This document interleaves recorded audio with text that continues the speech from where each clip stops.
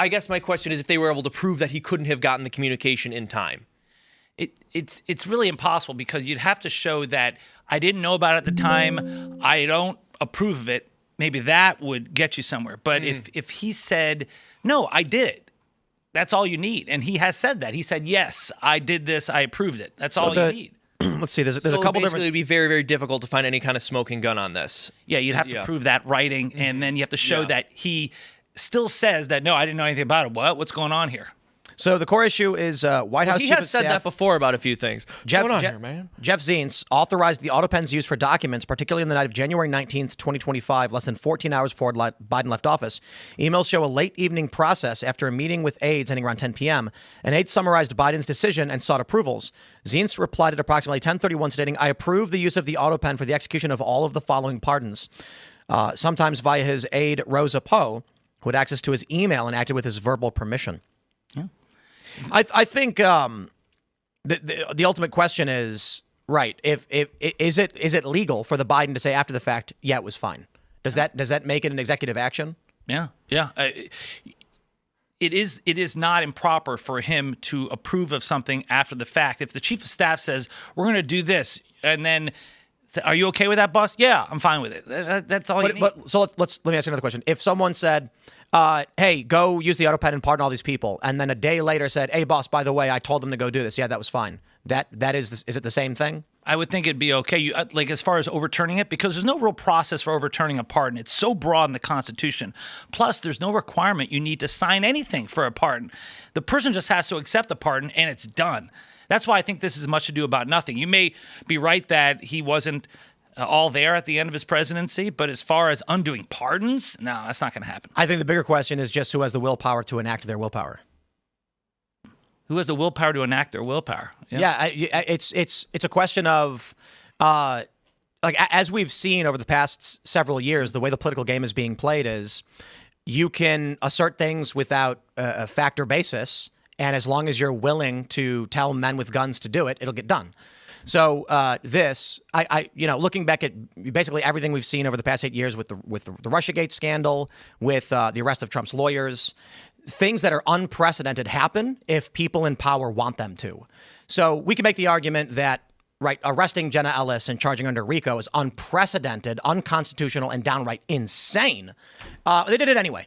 We could argue that charging Donald Trump with 34 felonies without any underlying crime proven by the government is unprecedented and insane. But so long as people with power say, look, we're going to do what we want, the question then falls to here. Can you make an argument justifying your actions to enough people to get it done? And I honestly think you don't even need the argument at this point. I think we're so far past that. Republicans are going to say, hey, team, we're doing it. And they're going to say, lock them up. The Democrats already did the exact same thing and tried to lock people up and did lock people up. So the Republicans are going to respond in kind. That's why this looks like, to me, the GOP Oversight Committee. I agree with you on the functionality of Biden said he did it. You know what I mean? Like, what are you proving? That his brain didn't work? Well, maybe, but what's the argument?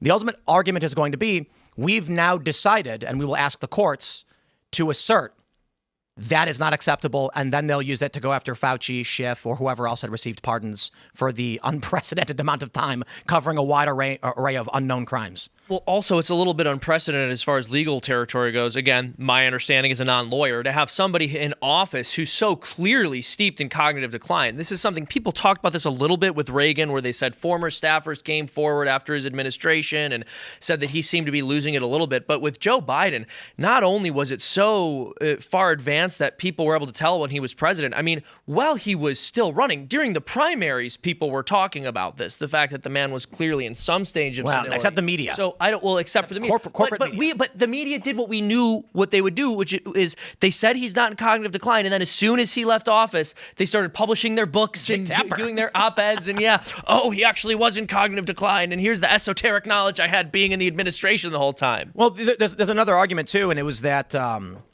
was it Jack Smith, I think, who made this? Was it Jack Smith who said it wasn't gonna prosecute? No, it wasn't Jack Smith. Who was it that they? The reason they wouldn't prosecute Joe Biden is because he's a forgetful old man. It was it Robert Hur? Robert Hur, right. Sorry. Yeah, Jack Smith was doing the Trump case, and many people pointed this out, that it was a hypocrisy within the DOJ. But how do you simultaneously say this man is effectively in decline and incapable of standing trial, while at the same time saying he's certainly capable of being president. I understand the functional argument of, hey, look, the Constitution doesn't say if you're, brain damaged, in a coma, or anything like that, you're not president anymore. I think the play Trump is going to make is the courts should rule that it is.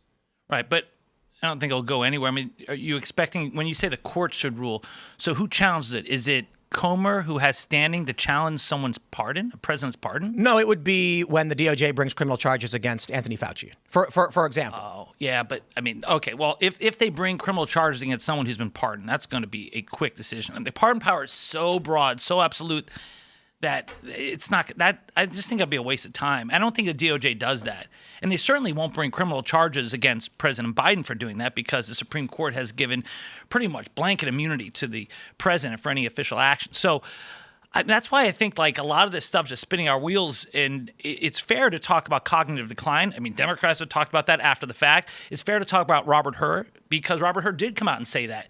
And it's a fair comment to say, well, how does he say that here and how does it not apply there? But when Robert Hur said that, he did that as a reason why they were not going to prosecute Joe Biden. They said that if he went on the stand, no jury would convict him because of that mental decline. You have to show intent, and he didn't have the intent to withhold those documents from the government. So let me ask you about. You're familiar with the 34 felony counts for Trump in the case? Yes, sir. There was no proven secondary, or I should say, primary crime. They effectively have an aggravating crime of some sort. They have falsification of business records and furtherance of a crime, but the government never proved another crime.